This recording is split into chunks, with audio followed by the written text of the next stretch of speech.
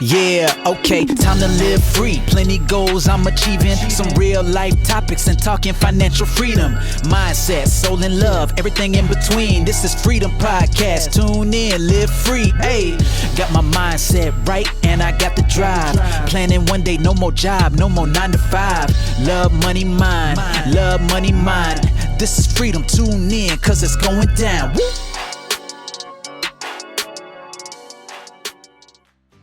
Hi, this is Anna and welcome to another episode of Your Freedom Podcast. In this episode, I interview Eric C. Bedell. Eric spent the majority of his life living through experiences that have broken him down along the way. A multi-year battle with disordered eating and negative self-image. Failures to approach the world in ways that were best for him. Once the lessons and the wisdom from these experiences were integrated into his conscious worldview, they became mechanics for helping others achieve the balance, peace and clarity of direction for their lives. He's now an accredited ICF coach, training in psychology and sociology, and he grew inspired to offer others what he believed to be the most incredible medicine for himself. I can't wait to interview him. He's going to be a great added addition to the show. So, hi Eric, it's great to have you. Thanks for sharing your words of wisdom and time with us. Thank you for having me. I'm really glad to be here. Appreciate the opportunity and the chance to meet and chat. One thing I don't know is I'm assuming that you're in the US or maybe Canada. Rubbish accents. So whereabouts are you located? Because I don't even know that part about you. It's funny. So I'm in Brooklyn right now, and I was born in New York, grew up on Long Island. And it's funny, the number of people that I meet that find out I'm from Long Island or just New York, like the lower part of New York in general. They're like, you don't have an accent. I'm like, why don't you have an accent? You don't have a New York accent. I'm like, it's there, you know. It comes out after like a couple of beers.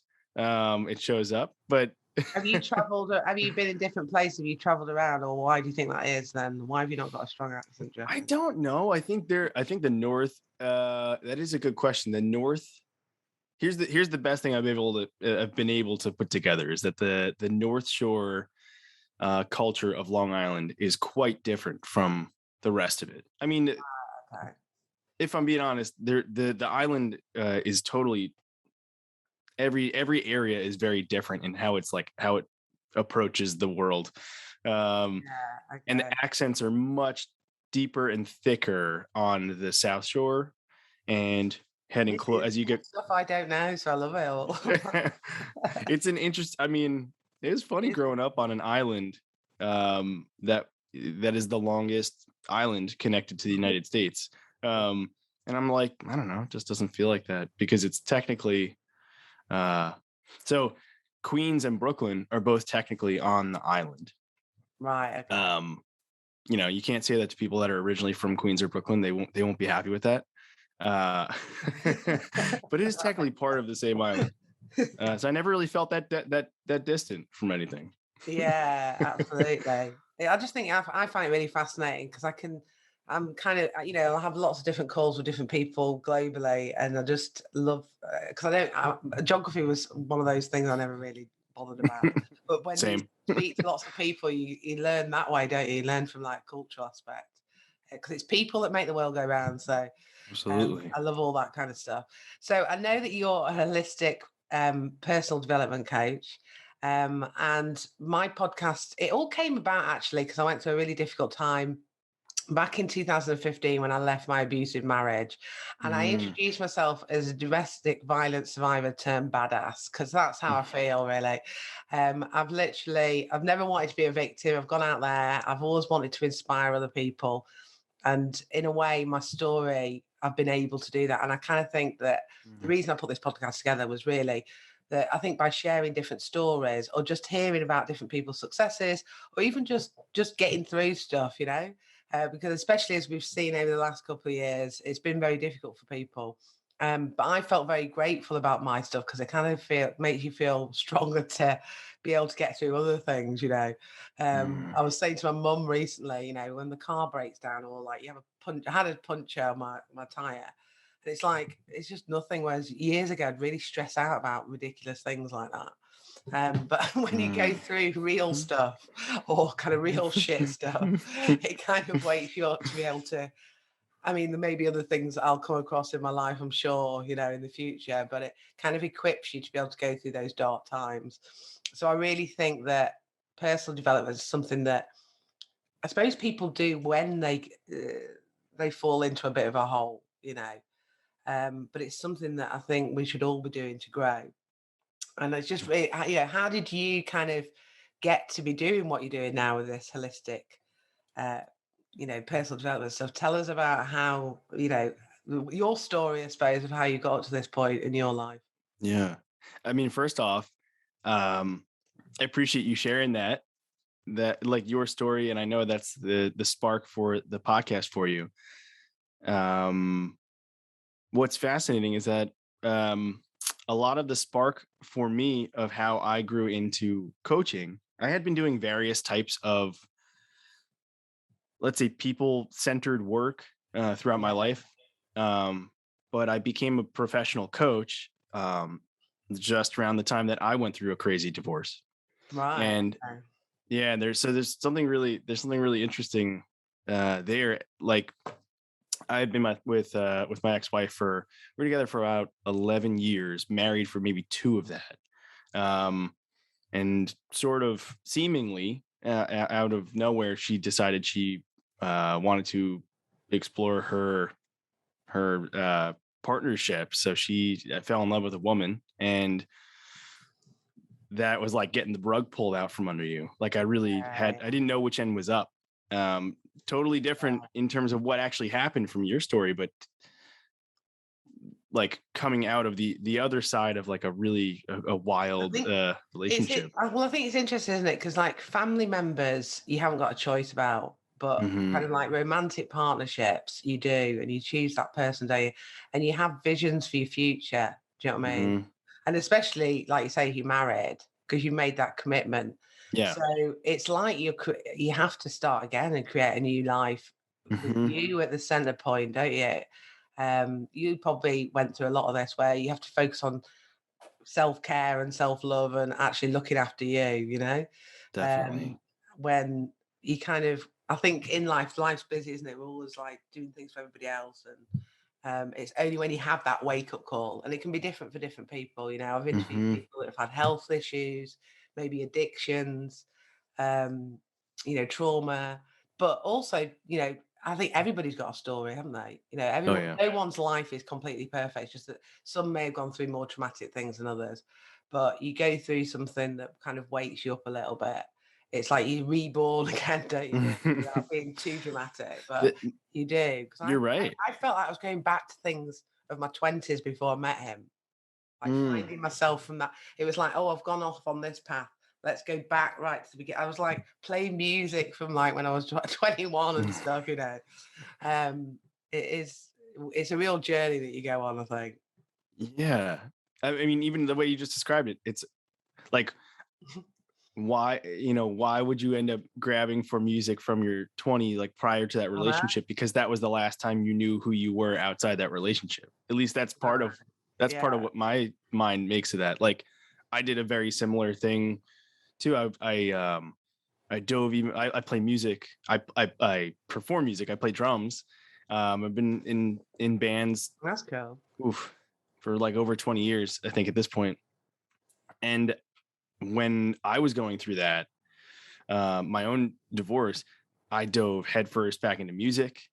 Mm. I had never left, but had sort of distanced myself from how much, because Yeah. Yeah. living a And touring music's a musician really lifestyle. important part of it, I think. Yeah. Music, Oh, music can uplift you and also get you through some tough times. Do you know what I mean? absolutely.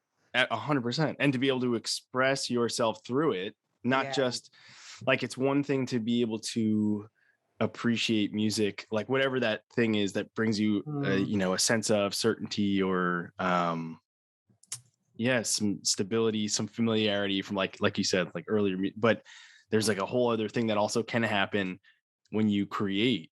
Yeah, absolutely. That's yeah, I mean, yeah, so I don't know, I'm trying to even think how to like to answer your original question, how did I get into this? It was Because like, I've seen on your website, I was doing some stalking and nosing, you know. So I would like to know who I'm interviewing. And I could see that you'd gone and got the coaching, you know, official certificate. You know, I can't remember because we have different things here and there Mhm. in your country and mine. But it was accredited coaching thing. So there must have been something that had triggered you to do Yeah. that.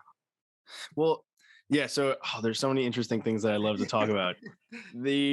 So the first part I would say is, um, there were a number of like pretty steep obstacles that triggered various parts of my personal development journey throughout my life.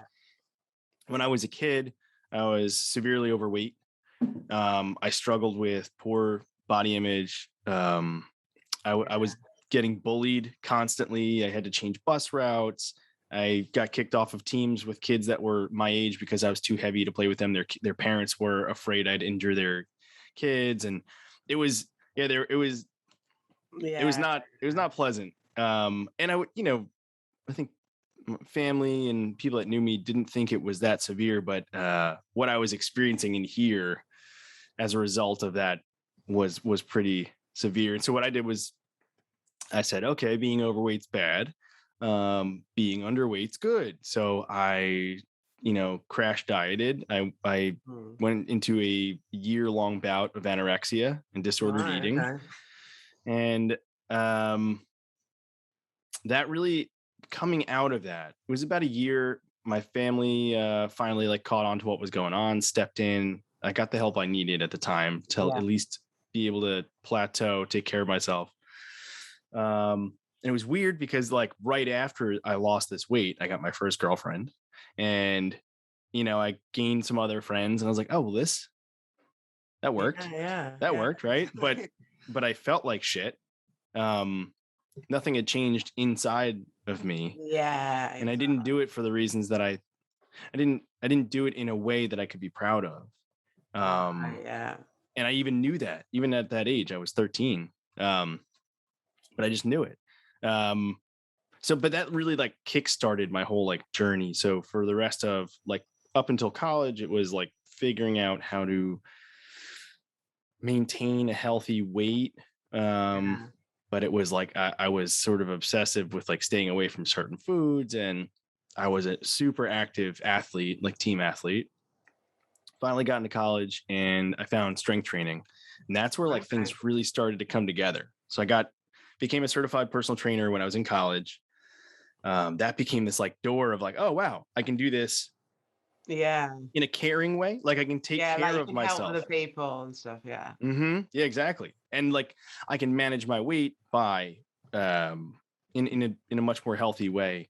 So it was exciting. And that was kind of the beginning. And so also when I went to school, I initially went for music industry because I was booking shows as a kid, and that's what I just thought that was what I wanted to do, but ended up becoming a psychology and a sociology major, and spent a lot of time in the psychology world. Left after I got out of school, I worked in special ed for like kindergarten, 3 to 4 year olds.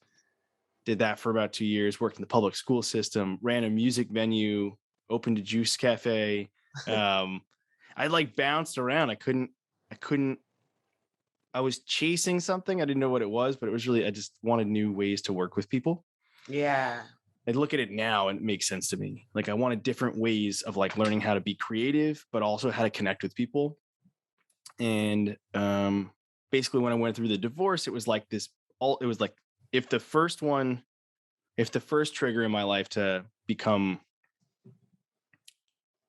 focused on my personal development, it was being a kid and going through that weight struggle. And then my divorce happened, and it was like this nuclear level of trigger. No, because also it's like when you go through a divorce, there's this whole thing of failure, isn't there? I had. I felt like I'd failed massively. I felt like I didn't want to tell my parents when it was all happening. Do you know what I mean? And 100%. Because they're still together. There's all this like pressure with the fact that I was married. Do you know what I mean? Mm-hmm. So I think, yeah, I think it's, if you've not been through that, people listen, if you've not been through a divorce, it's like, from the outside, it's a lot easier than it is when you go through it. Put it that way. Yeah. I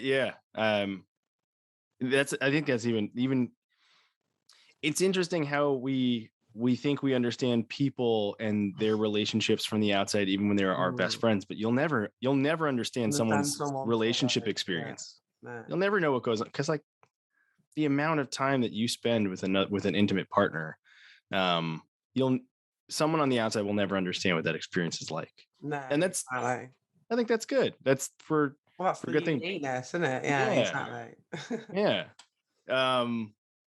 But yeah, like when I definitely, like you said, shame. I didn't want to like reveal it there. I also, I was like hyper conscious of the fact that she was coming out. Her family is Wow. very conservative in that. And so she wasn't revealing who she was. It was very difficult to navigate all of that. And like, what does this mean? What kind of partner am I? What kind of man am I? There are a lot of those questions that I've, sorted through, but through that, a close friend of mine who happens to be a therapist and also a coach was like, hey, listen, here's a couple like materials that might be able to help you right now. Like I'm not really sure, but it's something. And give me a bunch of books and videos and whatnot. And one of them, of course, like happened to be like a Tony Robbins box set. And started doing more like self-inquiry. And through that process, like and through like some of these coaching resources, I started to realize like, whoa, this is tremendously helpful in a different way than therapy had been during that time. Yeah. So I was like, this is it. This is what I need to do. I don't know how I'm going to do it.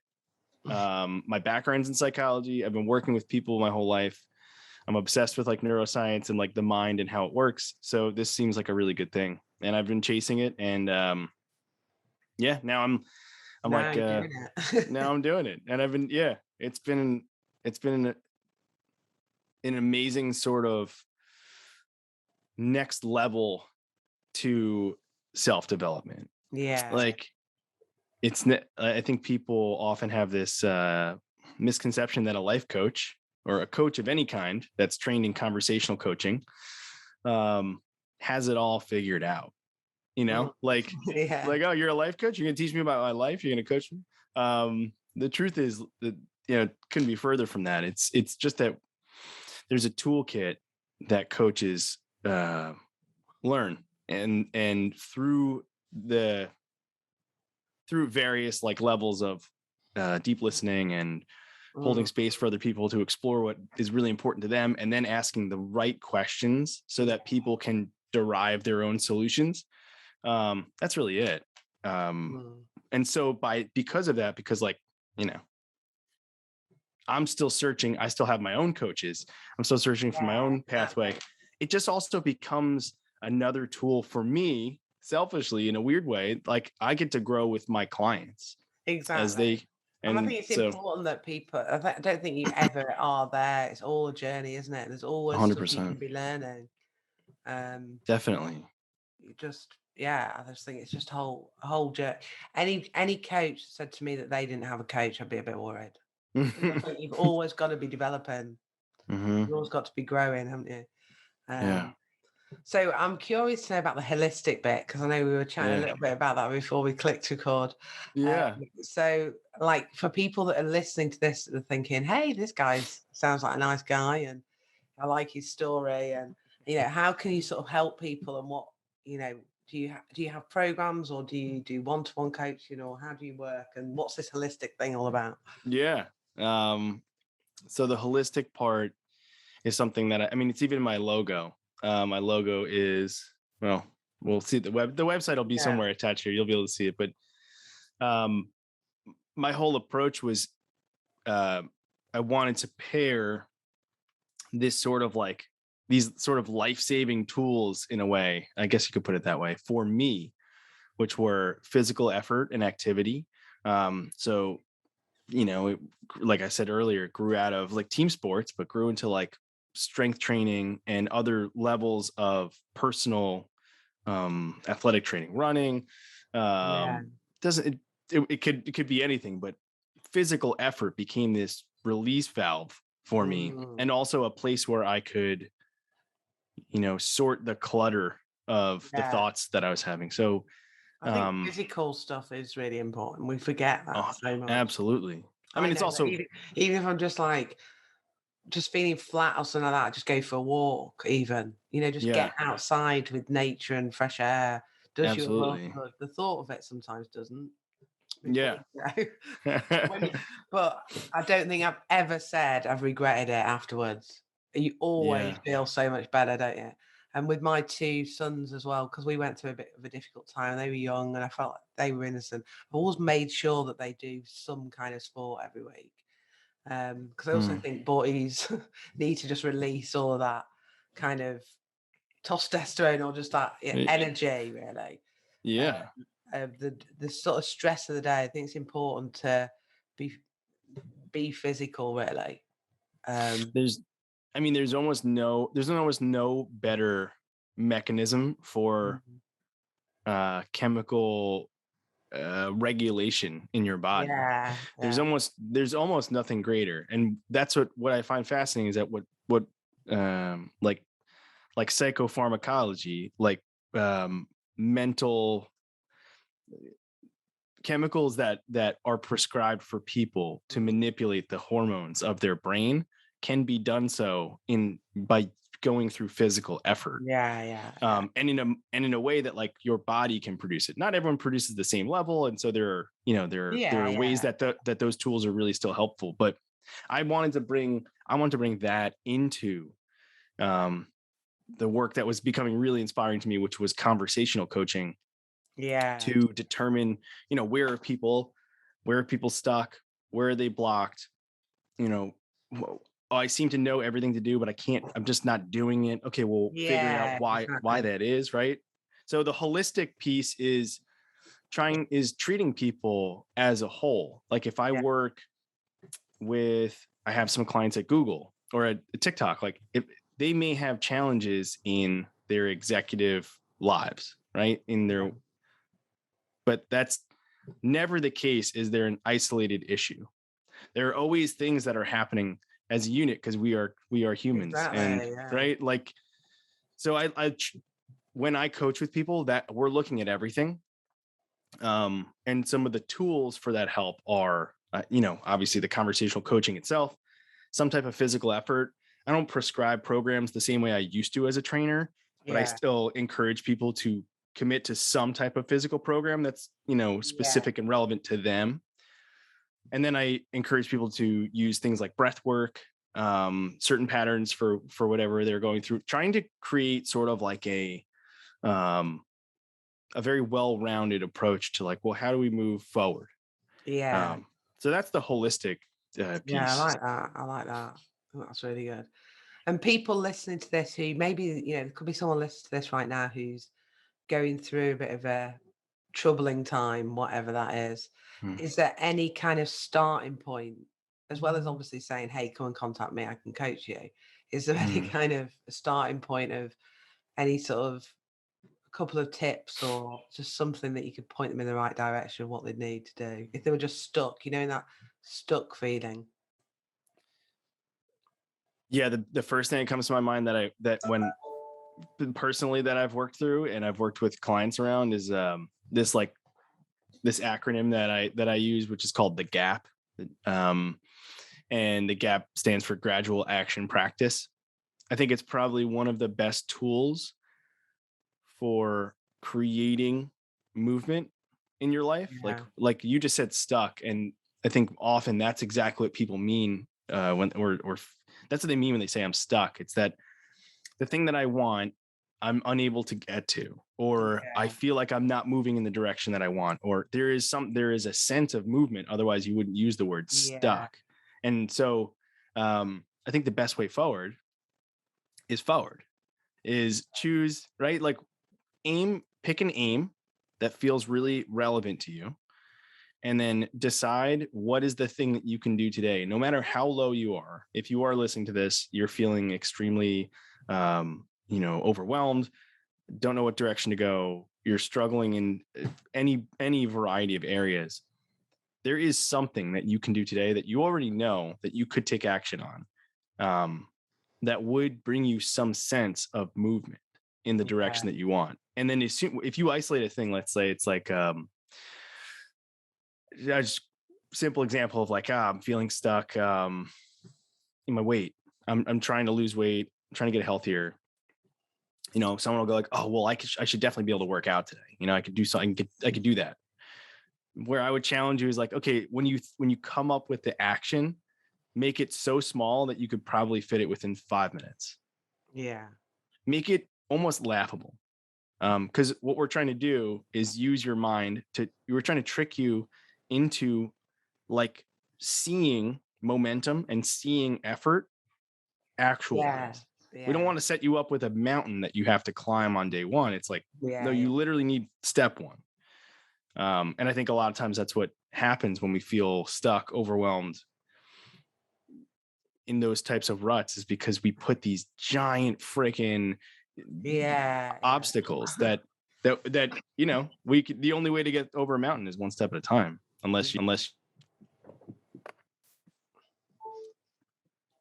yeah, because everything is about consistency as well, isn't it? Oh, I've lost your mic, I think. Yeah, I can't hear. Are we back now? Yeah, you're back now. There we go. Okay.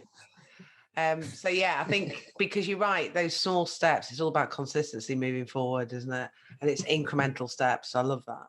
That's Definitely. really cool. That's really good. So anyone that's listening to that, just think about, a small thing, a small step forward that you could do today, right now, and build on that. It's similar to because I coach around Amazon and e-commerce and Etsy and all that kind of stuff, physical products.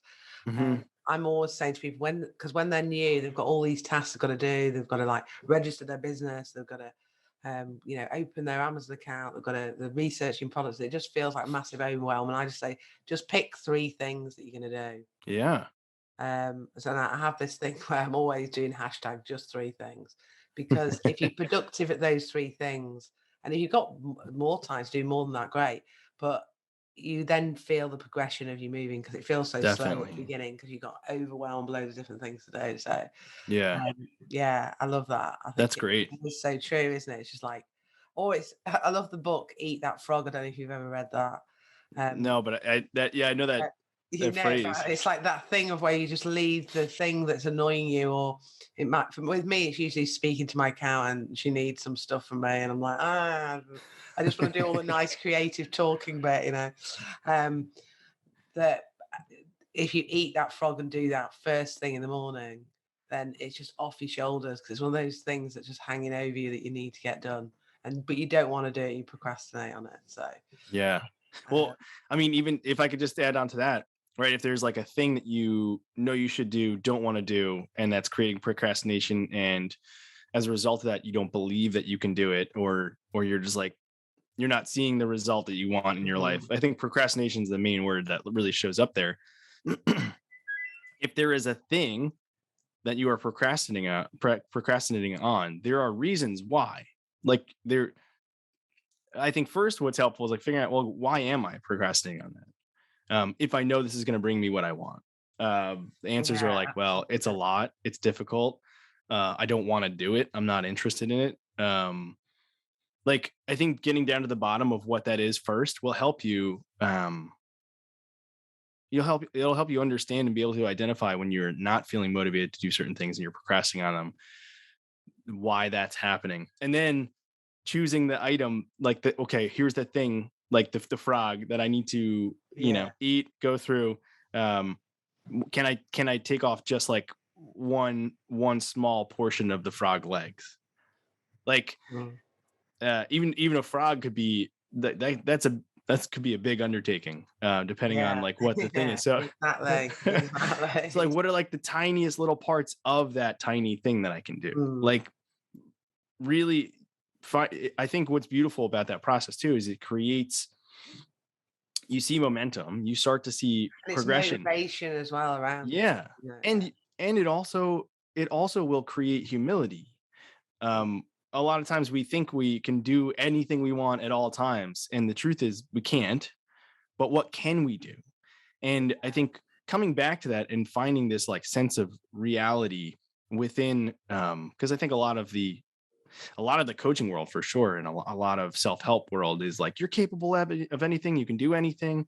And there's some truth to all that, but there's also some misleading information there. We're the only thing that we truly do know as a human being is that at some point we are going to pass on from living on this planet. And there's a finite amount of time. And I think it's become sort of taboo because there's a sense of it's not optimism to think of things that way. But the truth is it's really optimistic because you look at what you have and what can I do with what I have right now. I think that's a really humility that comes from picking the tiniest action to move forward is tremendously valuable. You'll see you'll get way more done with that. Exactly. I think social media doesn't help with all of that. Where people these perfect, I always call Facebook fake book. Yeah. It's just like people putting these perfect lives that usually do not exist. Yeah. And a lot of people are following this like silly dream, really. Like not it's important to dream. I did a lot of manifestation to get me out of the situation I was in, but you've got to also do action. It's not just about I've sold a lot of courses over the years, and a lot of people have bought the course and not done the work, even to the point where I've telephoned them because I've got their like mobile or cell number and telephone them. And I think there's this attitude of I want that too much. I think it's like the influencer world as well on Instagram and TikTok has all become things. I look at youngsters these days and think that they think everything is just easy or it's on a plate. Not prepared to do the work. Everyone's got to do the work, whether it's on yourselves or you're building a business. Well, and just to add to what you're saying, because I think that's so important. The reason why you have to do the work is because if you don't do the work to get where you think you want to be, when you get there, you won't like it. Exactly. You won't have. We so much of the Western culture is about convenience and comfort, and the truth is when you do things that are 1, 2, 3 like snap of finger easy to do, if you can somehow find a way to manifest them and bring them into reality for yourself, you won't have the same level of satisfaction than if you worked for it. Exactly. And that's what you're after. You want what you're after is not having the thing. It's the feelings that come with the thing. Exactly. It's like it's not the destination, it's the journey. It really is. And it's those one-liners are they're cheesy and we overuse them, but for a reason, because there's so much importance to that. Like learning how to appreciate every day that you are taking a step in the direction of the best you that you could become. There's almost nothing that can beat that. In terms of like the personal experience of living. Brilliant. Love it. So what are you working on right now? What is the thing that Eric's doing right now, either this current time or next year? Have you got some stuff that's new that you want to share with everybody? Yeah, I mean, mainly I'm just growing and refining how I work with individuals. I don't do any group work. Everything I do is one-on-one. And that may change at some point in the future, but right now it delivers the best results to people. And it's the most rewarding to me. So, I'm growing what that looks like. I'm eventually going to be offering some 1-year commitments to work together one-on-one, which is, I'm really excited about that. But most of my clients now, things that I'm excited about, I have a 3-month and a 6-month program that includes nutrition counseling. It includes personal training, guidance and or actual programming, depending on person's needs. And it includes conversational coaching, which is really the bread and butter. That's the meat and potatoes of the whole thing. The whole thing. Exactly. that's it. And I'm in the process of building out my own coaching model that I hope will be, will definitely be, I've been working on it based on the results of my clients from the past. I've just been trying to go back and analyze where the successful moments really came from. And through that, piecing together this model that I will be using with my clients. And then hopefully, I think eventually what I'd love to do is create a book that supports that, and maybe even a coaching program. But that we're a couple years off from that. Yeah, no, that's exciting. That's exciting. So how do people reach out to you if people listen to this and say, hey, this Eric guy, how do they get in touch with you? What's the best way? Best way is through the website at this point. It's ericbedellcoaching.com, and there's a submission form on almost every page. I think there's one. It's the easiest way for me to keep track of it. Or if you're just listening to this, you could shoot me an email straight. It's eric@ericbedellcoaching.com. So we'll put both of those. We'll put your website and email. If you're listening on iTunes, it'll be in the show comments. If on YouTube, it'll be in the comments section. Awesome. So great stuff. I love it. Appreciate that. So I always ask everybody at the end of every interview, what does freedom mean to you? So what does freedom mean to you, Eric? I love that question. That's such a coach question. I love it.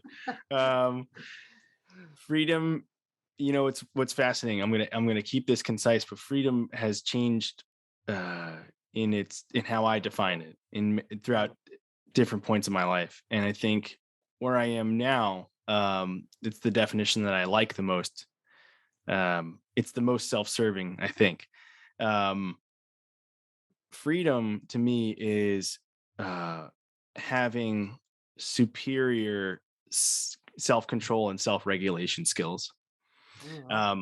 Being able to show up in life in any context and knowing that you are the one that dictates the experience that you have is really really powerful. I don't think there's any greater freedom than that. I like because that. With that you can approach anything. I think that's up there with one of the top answers to that question. That's really oh, nice. I love it. Awesome. I'm glad to hear that. It's funny on my the podcast birthday, which was in July. That was our first year. We edited some of the episodes and had the answers back after back, and not a load of them. I think we did about 8 or 9. It was just quite interesting listening to them like that. I just love it because everyone has a different perspective on it, and I loved yours in particular. So awesome. Thank you ever so much. Yeah, thanks, Eric. It's been great. It's been nice to connect with you and stay in touch. And anyone that's listening, go to ericbedellcoaching.com.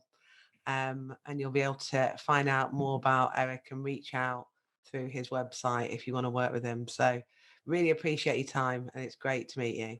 Thank you so much for having me on. I really appreciate it. Great meeting you. Definitely will stay in touch for sure. Yeah, definitely. All right. Cheers. Thank you. Thank you. Bye. Bye-bye. Thanks for listening to another episode of Your Freedom Podcast. And don't forget to subscribe on iTunes and subscribe on my YouTube channel. And if you want to get more freedom in your life, then come and join Your Freedom Project Facebook group, which the link is below in the comments section. And I am giving you a copy of my visualization manifesting book. So manifest more freedom in your life and live the life of your dreams. Hey, thank you for listening. Hope you had a blast. Here to elevate your life. It's the Freedom Podcast. Love, money, mind. Love, money, mind. Wanna see you all win. Wanna see you all shine. Just make sure that you subscribe. Bringing good vibes. Join the Facebook group. Now it's time to change your life. Hope you come back. Right now is the chance. This is an experience. It's the Freedom Podcast. Hey.